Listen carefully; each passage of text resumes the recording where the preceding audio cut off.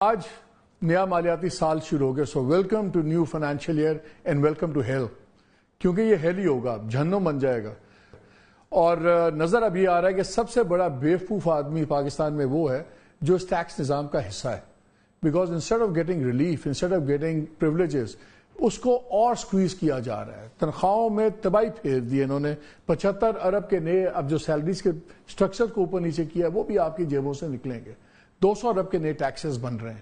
Government کے expenses کا حال یہ ہے کہ میں ایک فگر دیکھ رہا تھا تو جو گورنمنٹ ایکسپنسز ہیں ماشاءاللہ وہ 22-23 سے 75% انکریز کیا ہے. جو national assembly, senate, P M O, ان کے 100% انکریز ہوا ہے ان کے ایکسپنسز کے اندر. اس بجٹ کے اندر جب آپ کی میری تنخواہوں میں یہ الٹا پیار کر کے اور ٹیکسیشن کر رہے ہیں, گورنمنٹ امپلائیز کو 25% آپ نے انکریمنٹ دیا ہے اور ساتھ ایک 40 ارب رکھ لیا ہے صرف قرضہ جات اور دوسری سہولتوں کے لیے. یہ ہو رہا ہے ادھر. جہاں تک ایک ڈسکنیکٹ نظر آتا ہے, کچھ چیزیں ہوتی ہیں جن کی مالیاتی کوئی حیثیت نہیں ہوتی لیکن ایک ڈسکنیکٹ شو ہوتا ہے. فار ایگزامپل پارلیمنٹیرینز, ان کو 25 ٹکٹیں ملتی ہیں فی سال میں, پی آئی اے کی یا دوسری ایئر لائنس کی آپ نے چل رہی, وہ 30 کر دی. وائی؟ Just Y? اگر 25 ہے تو 30 کیوں بھائی؟